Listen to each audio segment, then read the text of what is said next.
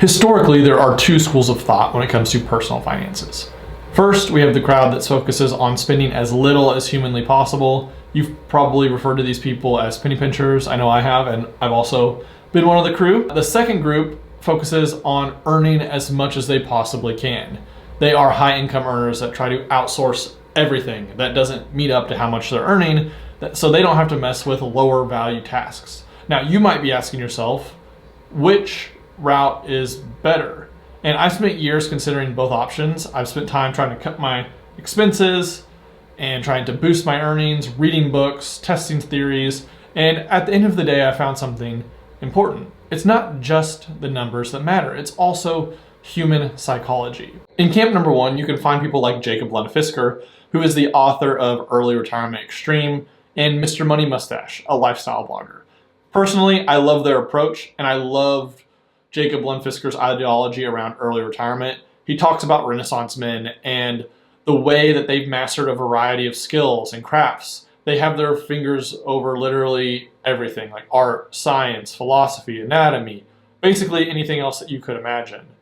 And if we want to keep our expenses low, maybe even uncomfortably low, then we have to build the skills to solve problems ourselves and do the jobs ourselves. That looks like cutting your own grass, cooking your own dinner, changing the oil on your car, fixing the leaky toilet, and basically anything else that you could imagine doing in order to survive. Effectively, to cut your expenses in a great way, you need to be a generalist. It's kind of cool to think about in the case of the men I just mentioned, because they push themselves to live at or around the poverty line, which seems insane because at a glance, you'd never guess that they are living on basically nothing. They've developed the tools and the skills to give themselves a really good life at an incredibly low cost. Now, in camp number two, we can find people like Dan Martell, the author of Buy Back Your Time, and his premise is that we want to boost our income as much as we can and use that increased income to pay for people to handle the stuff that we don't like doing. For example, you could be a doctor and maybe you make $200 an hour. You could pay other people to cook your meals for you, to walk your dog for you, and to clean the house for you. Maybe for the whole month, and you could do all of that in a single shift. Do you see how that works? 8 hours at work, maybe 10, maybe 12, buys 20 hours of work around the house. To effectively do this, you're likely going to be a specialist. You're going to do one thing really well, and the people that come to my mind are doctors, lawyers, nurses, engineers.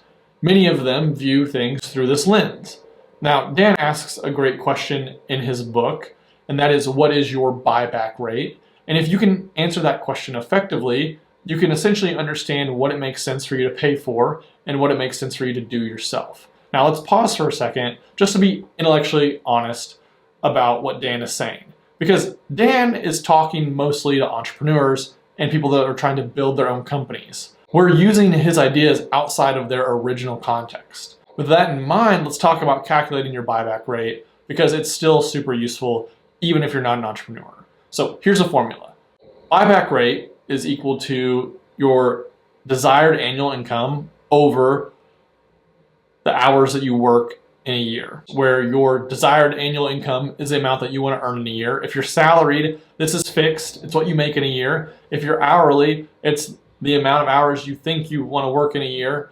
Then your annual work hours is the total number of hours you plan on working in the year. This varies greatly. If you're salary, you're fixed probably. And if you're hourly, you have a lot of control. You can work more, you can work overtime, or you can work less. Now, it doesn't stop there because in reality, there is overhead that happens when you're trying to outsource something. So if you're trying to buy back your time, you're going to have to spend a little bit more probably than if you were going to do it yourself. And you have to find people that do a good job and do the job on time and show up and finish. And if you guys have tried to get a contractor in the last few years, you know that that's getting really, really challenging. I've found that you can find an efficiency rate of somewhere between 25 and 75%, depending on how good you are at delegation. And if you're spending on business-related activities, taxes start to play a pivotal role here. Personally, I use 50% as my buyback rate because I like to keep a safe buffer on the activities that I'm outsourcing. And this is what the formula looks like if we were targeting $100,000 annual income, working 40 hours a week, for 50 weeks in a year. A lot of people make the mistake of underestimating how much they actually work. And there are a lot of people working 60, 70-hour weeks that bring in six figures and they feel like a high income earner, but they're not actually breaking down to find their hourly pay and their hourly rate. We're doing it this way so you can understand your actual buyback rate, because you might be able to work less and do more at home and come out ahead. Okay, we've taken a look at group one, essentially operating and maintaining a buyback rate of 0, trying to do everything themselves. And we've taken a look at group two, a group that wants to outsource tasks as they make more money. And that leads us to the question, again, which of these approaches is better? Well, they both do something right. First, the more you earn, the less friction there is on the path to financial success. That's a fact. The second piece is also true. The less you spend, the more likely you'll be financially successful. Both groups are looking to accomplish the same goal through different methods. And that leads us to a third point. If the first principle of financial success is earning money, and the second is keeping money, then the third is to use it wisely. Wisdom wears many hats, and it's going to vary widely based on the goals that each of us are working towards. For example, the CEO hoping to reach $1 billion valuation will make drastically different decisions than the engineer hoping for an early retirement. I'll say this.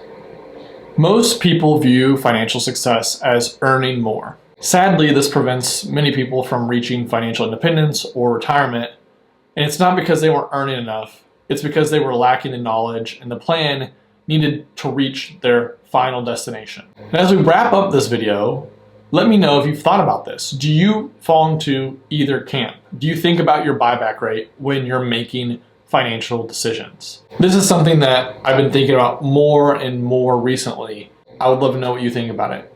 Until next time, peace.